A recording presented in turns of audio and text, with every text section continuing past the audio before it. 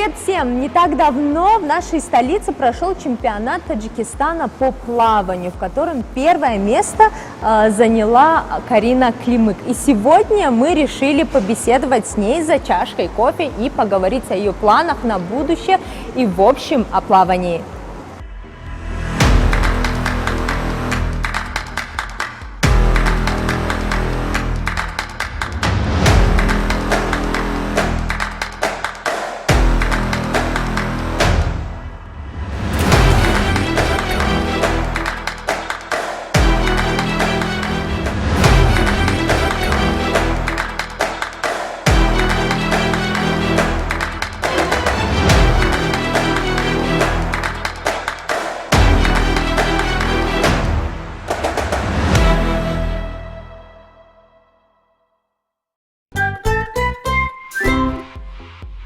Добрый день, Кариночка. Добрый.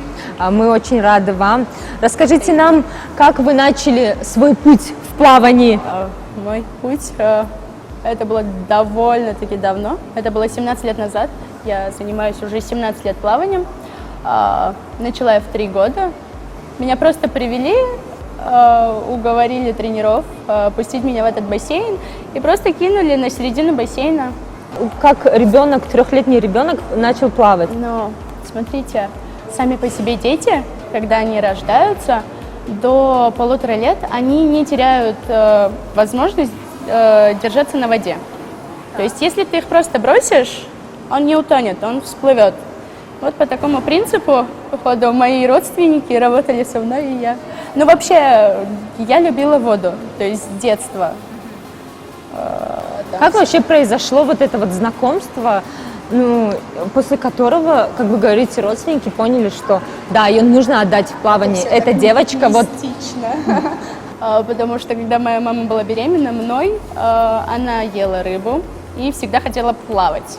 То есть, когда я родилась, бабуля всегда возилась со мной в воде. И, то есть могли меня спокойно в тазике оставить с водой, я спокойненько так буду. И ребенок там сам по себе? Да, сам по себе. Когда научилась ходить, за окном у меня был чисто такой большой арык, там была холодненькая вода. Если у меня не было надзора, я могла выбежать, я жила на 1-м этаже, я могла выбежать и в этом арычке спокойно плавать. То есть после этого меня пихали вообще в разные сферы. То есть я и пела, и танцевала, и языки, и рисовала. Такой активный ребенок. Да, очень гиперактивный. То есть я и дома не давала спокойно всем посидеть, и вот меня и пихали во все дырки.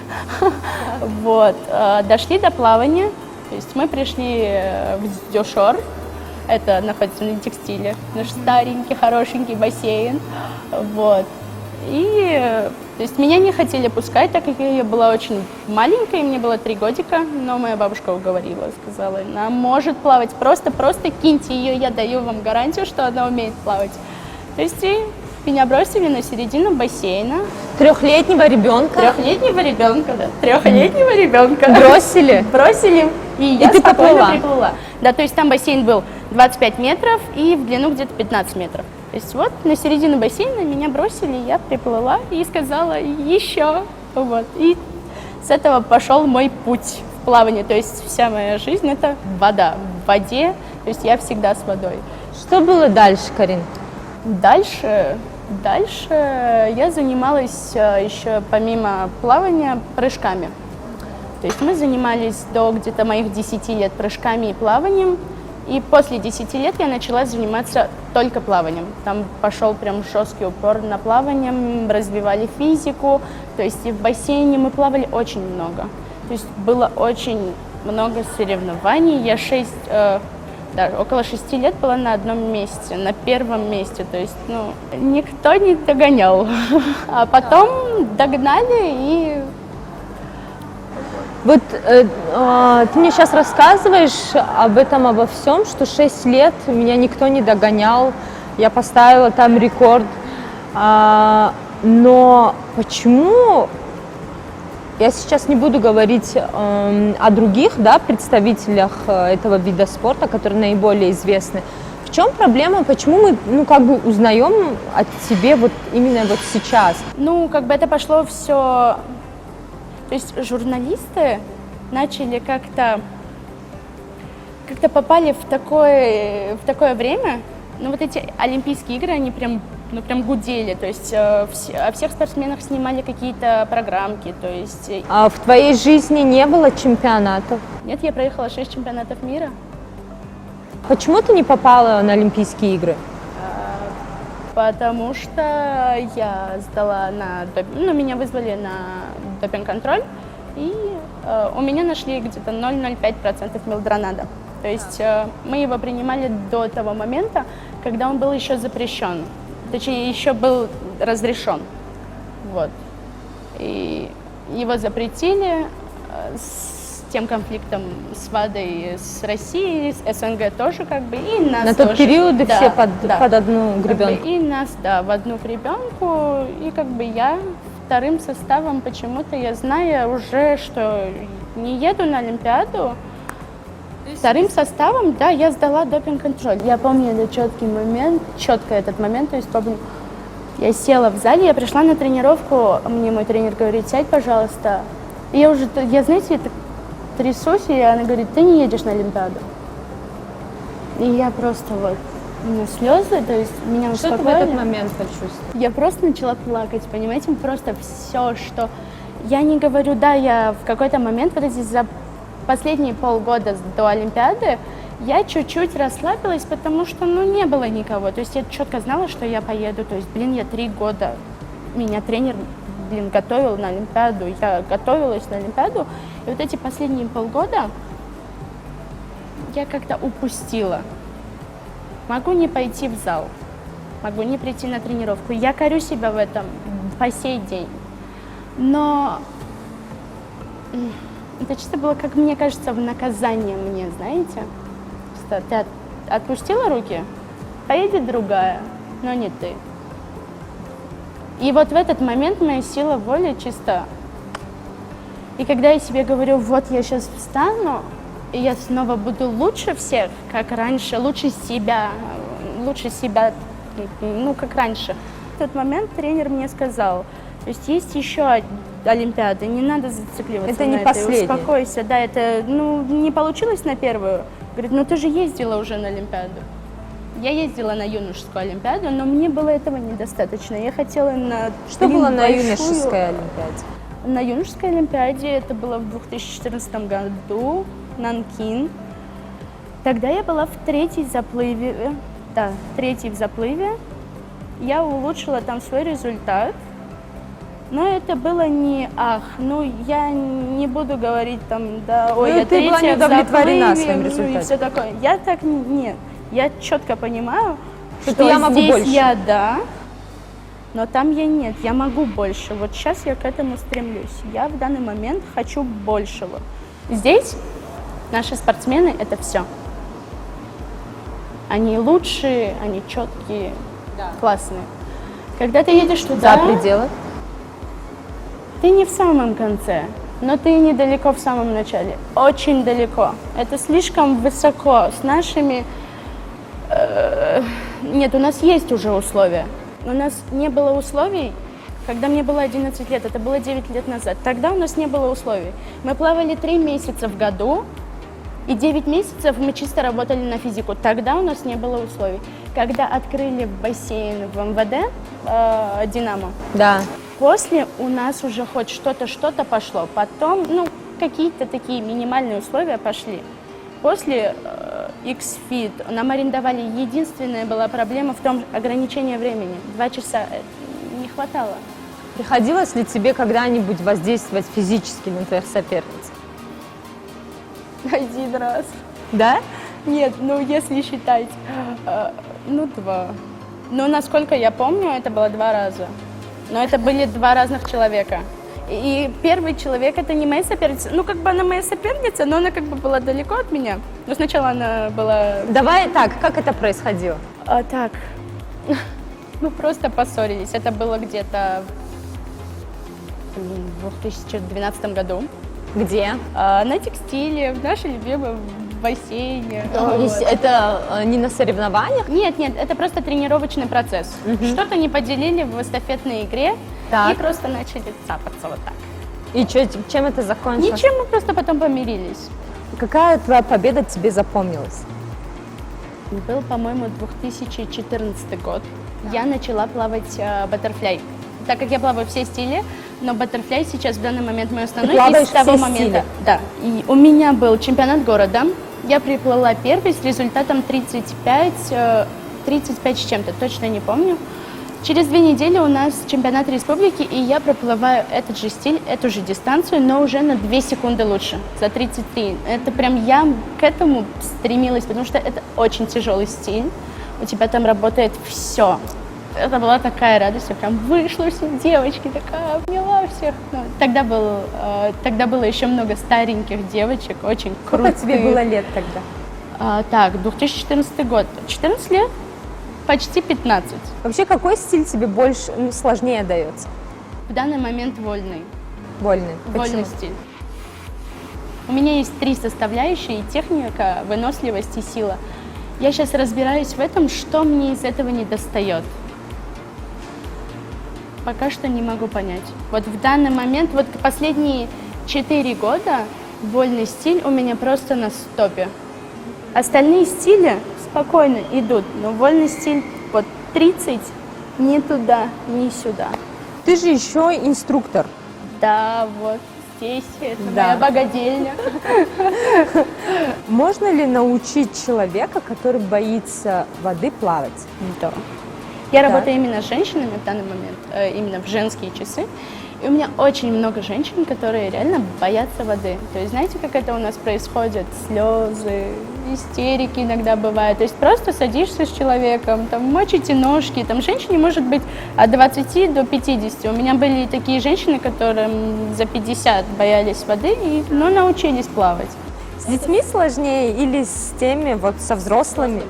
Да? Со взрослыми. У детей нет инстинкта самосохранения. Они не боятся. Они лезут везде, Они лезут, им без разницы. Море по Вода, колено. да, глубоко, не глубоко, без разницы. Нет, есть, конечно, такие детки, которые боятся. Из 100% это 30%, которые боятся, 70% они бесстрашные. Вот при заплыве что важно для пловца? При заплыве, Да. если, ну давайте насчет спринта, так как Да. я спринтер, ты должен настроиться. То есть ты не должен бояться. У тебя должно быть волнение, но у тебя не должно быть мандража. Это тебя реально конкретно выводит. Знаете, у меня было такое, я первый раз была в Барселоне, со мной тренер сидел прям вот до конца, как мне надо уже вот к бассейну ходить. Я тупо тряслась. тебя был мандраж? Да, у меня прям трясучка. Я прям... Я такая, успокойся, все хорошо. И вот как только я в воду прыгнула, все, это все хорошо. Вот у меня вечно так. У меня до 17 лет был мандраж, даже на вот республиканских соревнованиях. Я четко знала, что еще приплыву первая, но у меня был мандраж. Ну как мандраж? Просто волнение такое, знаете. То есть А сейчас это я прихожу, и, блин, дети говорят, ну давай, Ребенок- подайся. Ребенок, который плавает с 3 лет до 17 лет, был мандраж. Знаете, почему этот мандраж был? Скорее всего, из-за того, что ты не можешь оправдать надежд тренера. Тебя волнует то, что ты не можешь оправдать чьих-то надежд? Да. Мне кажется, что ты такой человек, что ты печешься больше о других, чем о себе. себе, но это так и есть. Вот про силу воли, силу духа, силу воли, вот это все после 2016 года. Нет, я верю, смотри, я верю, что у тебя есть сила воли. Я верю, что у тебя есть сила духа. Потому что если бы у тебя не было силы духа и силы воли, дорогая моя, Давайте тогда так, хорошо. ты бы не Мы прям добилась. вот так, да? Да, Вот так. да, да. Почему я всегда глушу, что я хочу снова заниматься? То есть я подумала об этом, Почему я ты снова глушишь? вернусь и такая хоп, и Почему? села снова на дно. Потому что я прихожу, и все такие, что-то говорят. Что-то говорят, вечно вокруг меня столько разговоров, и это так давит. Знаете, вы приходите на тренировку для того, чтобы отдохнуть. Вот раньше я приходила на тренировку, потому что это кайф. Ты идешь на тренировку, и ты прям отдыхаешь. Ты тренируешься, но ты плывешь, ты гребешь очень быстро, но ты отдыхаешь в этот же момент. Но сейчас такого нет. Ты плывешь, ты в напряге. Ты плывешь в напряге, потому что тебе не нравится твой план тренировок, то есть те тренировки, которые тебе дают. Ты не понимаешь вообще, на что они, для чего они. То есть у тебя 10 спортсменов, эти тренировки будут работать только на 2-3. Вот это меня выбивает. Все. То, что вокруг меня, столько разговоров, вот это все. Поэтому я сейчас стараюсь не контактировать. Я занимаюсь, но я занимаюсь в разных бассейнах. По итогу, кем ты себя видишь? Я должна прийти к Олимпиаде уже не к этой, а к следующей. И вообще в улучшенной версии себя. И проплыть там лучше, не только в своей группе, но и показать более достойный результат. Чем Карина, которая в спорте, вот в бассейне, отличается от Карины, которая в жизни? Чем она еще Карина, увлекается? которая не в спорте, я танцую зумбу здесь же, да, у нас. Я Увлекаешься? люблю кататься на роликах. Домашние дела, Ну, домашние дела. готовка и все такое. Готовкой я не увлекаюсь. Ну, я могу готовить, но как бы не горю желанием готовить. Почему? Потому что я всегда была на тренировках, для меня это чуждо. Пережарить яичницу, это про тебя? Кто-то потом посмотрит эту программу, и кто-то когда-то ел мою еду, они скажут, что это неправда, клянусь вам. Вот я всегда говорю, что я невкусно готовлю.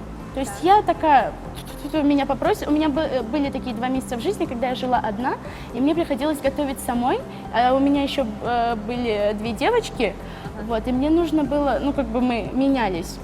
Вот, и я готовила кушать, и такая, ну, вроде нормально, попробуйте. Они такие, нет, вкусно, все хорошо, нормально. Я говорю, да нет, как моя мама готовит, никто так не готовит. Ну, как бы я кушаю свою еду, но она как бы нормальная, но не то. Вот, но все другие говорят, что вкусно.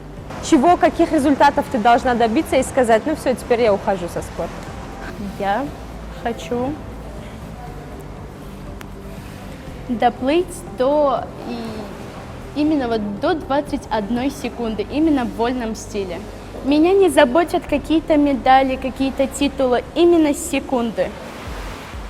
Вот титулы вот на данный момент нет, вот чисто секунды. Я сейчас стремлюсь к времени, улучшить его. Смотри, после того, как ты проплывешь эту 21 секунду, Я могу спокойно уходить. Именно из это плавания... какая-то внутренняя твоя галочка. Да, именно 21 секунда. Напоследок, что ты пожелаешь тем, кто только начал и вообще интересуется плаванием? Исходя из моего опыта, просто плавать, заниматься и обращать внимание на свои тренировки. Не будьте, как я, которая пропустила то время. Следите за своим плаванием, за планом своих тренировок, за техникой, вообще за всем. И за своим тренером тоже, чтобы он правильно составлял свой план. Вот. Дорогие друзья, на этом мы с вами прощаемся. С нами была Карина Климык. Оставайтесь с нами, пейте кофе.